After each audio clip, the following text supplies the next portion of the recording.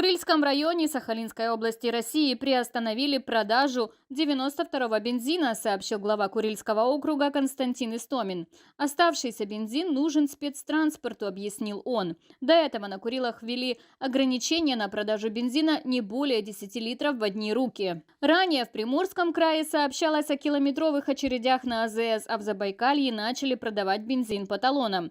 Перебои с бензином возникли и во временно оккупированном Крыму. Ранее «Коммерсант» сообщал, что из-за украинских атак на НПЗ страна-агрессор Россия оказалась на грани бензинового кризиса. Не только бензина, в 67 регионах России не хватает денег в бюджете. Например, в Иркутской области дефицит бюджета составил 24,5%. В Кемеровской области ситуация еще хуже, дефицит 34%. Похожие проблемы есть и в Архангельской и Мурманской областях, а также в Республике Коми.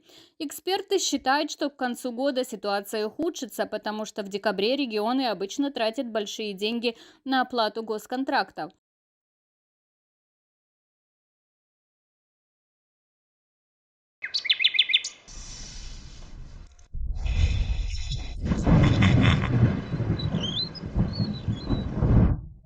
Those who ironically called Russia a country of gas stations are now forced to change their minds, because Moscow has lost even this humiliating status. A real gasoline crisis has unfolded in the swamps with all the consequences that entail, but which do not end up in the Russians' tanks. In the Morskoy Krai, Zabaikalsky Krai, and annexed Crimea, local residents are faced with a shortage of gasoline. There are long lines at gas stations, fuel prices on the exchange are breaking historical records, and the authorities are introducing a ban on exports. In Mordera there is a total fuel shortage. There are kilometer-long lines at gas stations, in which it is impossible to stand, because the remaining gasoline in the cars is not enough to get to the finish line. And here is such a line at Melnichnaya.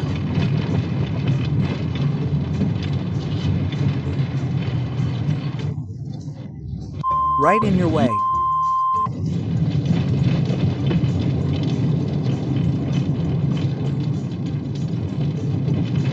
I don't even have enough gasoline to stand. The Laptogs are in shock and confusion. They do not understand how this is possible. Where did all the gasoline go? After all, they say on TV that everything is going according to plan. The economy is growing, and the troops at the front are about to reach Berlin. Now even the most stubborn Vatniks are beginning to understand that things are bad and the pale-out player has outplayed the Russians. 530 Alliance gas station. Well, probably meters away, yes, probably soon it will be a kilometer. Everyone is waiting for some gas. But apparently there is no gas. In fact, none at all. Oh, what's going on? Horrible, horrible. Yes, there is no gas. The old gas at the gas station has run out. The gas station driver has just pulled up. That's how we live. Endless lines of trucks line up on the roads of this half-country, which, as we know, cannot drive without diesel fuel. On the Moscow-Krasnodar highway, the bearers of the old Russian flag ask themselves the main Russian questions. Who is to blame and what to do? The trucks are standing. There is no diesel fuel, just like there is no gasoline. It is simply impossible to fill up. Well, I don't know how we'll get there. What's going to happen next? Why is no one doing anything about it? Who's to blame? It's obvious. The mangy creature from the Kremlin. What to do? It's also obvious. Stock up on food and essentials. Because a simple truck means a disruption in deliveries to stores and businesses. A disruption in logistics will lead to a total collapse of production and consumption. Russians will get what they're so nostalgic about. A deficit. A country of gas stations that doesn't produce high technologies states that it's out of gas. How can that even be? A country of gas stations has run out of gas. What could be more absurd? A fuel deficit means a deficit of everything, from socks to semolina porridge. The time is approaching to not just drag out the search, but to make soup out of these searches, because the fuel crisis has struck at the height of the harvesting campaign. Tractors and combines have one significant drawback. They run on fuel. It's sad, it is, especially dry in the gas tanks in occupied Crimea and the Far East. The situation with gasoline in Primorsky Krai continues to worsen. Locals who like to take no interest in politics shout that for the first time since the beginning of the century they are facing such catastrophic problems. People who go to Khabarovsk have started to take fuel with them in canisters so as not to get stuck on the highways. Why? Because. Member of the Khabarovsk Public Chamber Elena Shadaya confirmed that it is impossible to buy gasoline on the road to Vladivostok. There is only a little diesel fuel left. But in the best traditions of the Russian quasi-state, the authorities blame the population for everything. There is no gasoline either because of the war, or because of sanctions, or because of the inaction of the authorities, but because the serfs drive cars too often. And the Minister of Energy of Primorsky Krai Elena Shish says that the residents of the region themselves are to blame for the fuel shortage. Considering that we see this excitement at our gas stations. And indeed, when you leave, you see that the arrival of a fuel truck is already being artificially excited by the residents themselves, when they fill up not only their own tanks, but also canisters, various containers that are brought in. What? Shameless serfs are stocking up on gasoline. They probably work for the State Department. Write them all down as foreign agents. Shish 'em, not fuel. That's right, Mrs. Shish. Indeed. In the temporarily occupied Crimea, gas stations are closing due to a shortage of gasoline. First, the most popular 95 disappeared there, and then 92. On the gas station board, people see either zeros or ultra prices for the remaining. Ultra Marakta. Again, there are interruptions with 95 gasoline. There is none anywhere on Tanya Volubka. Gasoline has already begun to be issued by coupons in the 21st century, in a country that produces oil, gasoline, by cards. Isn't this the pinnacle of Putinomics? They got up off their knees and hit their heads against the harsh reality. What, he says, won't you have any gasoline? We'll give you a coupon. And what does a coupon mean? It means that you'll get less of this fuel than you need. You won't be able to work, you won't be able to use some social infrastructure, take advantage of it, simply because you won't be able to afford it, it won't be available, and well, it would be much worse to work. I understand that there are subjective factors, everyone knows about them, they see them on the internet every day. We can't even voice them, because the legislation is so harsh. Gauleiter of Crimea and collaborator Oksonov tried to justify himself. He admitted that there is a problem and we just need to be patient until the end of the SVO.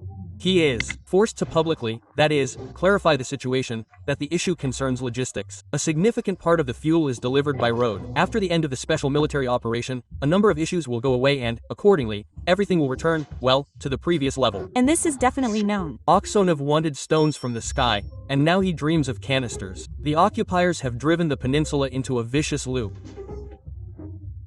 Gasoline is delivered to Crimea by road, but the road transport that delivers fuel also needs fuel.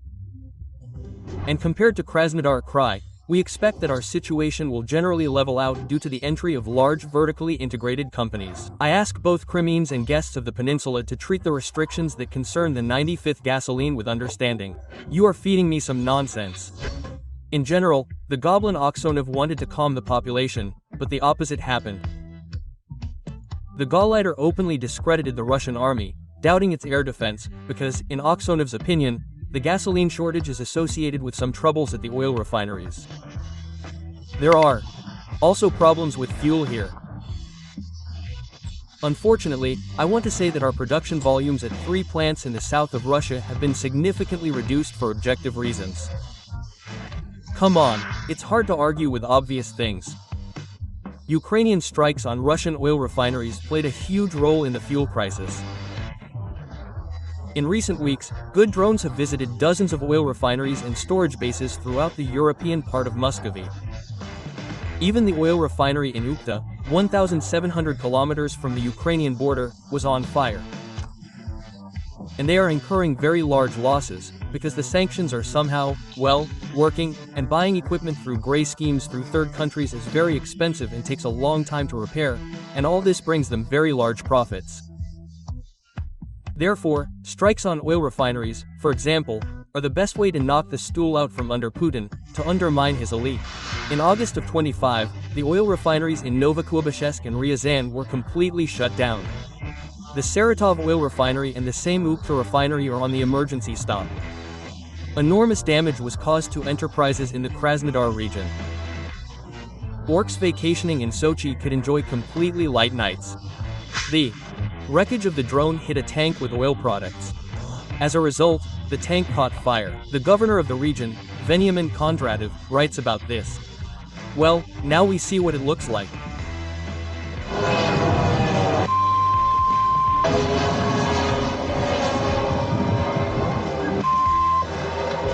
I think so. Fire, fire. And what are they doing there? Got it. As a result of the strikes, Russia lost about 10% of its oil refining capacity. Central Russia and the Volga region were especially hard hit, where the damaged plants provided up to half of the need for gasoline and diesel. As a result, there is a terrible deficit and a rapid rise in fuel prices.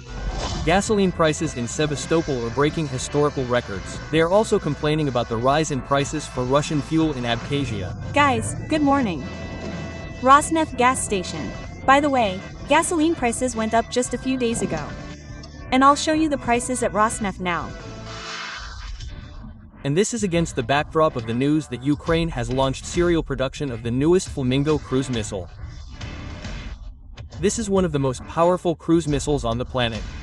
It carries up to 1,125 kilograms of combat payload at a distance of 3,000 kilometers. A 1,000 kilogram warhead strike when there is one crater with a diameter of about 20 meters. Two such missiles will be able to destroy almost a fairly large enterprise. For example, the Russian Iskander complex carries 480 kilograms of explosives, and the Flamingo carries twice as much and 6 times further. Iskander is no longer a laughing matter. Now is the most alarming news. Especially alarming. Alarming. Well, really alarming. In terms of power, the old Soviet X-22 can more or less compare with the Ukrainian missile. True, its capacity does not reach a ton, and the range is 5 times less than that of a Flamingo. So we can imagine what awaits the Russian oil refinery in the near future. If small drones can stop a plant for repairs, then after the Flamingo arrives there will be nothing to repair. Oil. Refineries are, in general, already the basis of this raw materials economy, on which the current elite, in quotes, or the current Beaumont stands. That is, they cannot even protect non-refinery plants.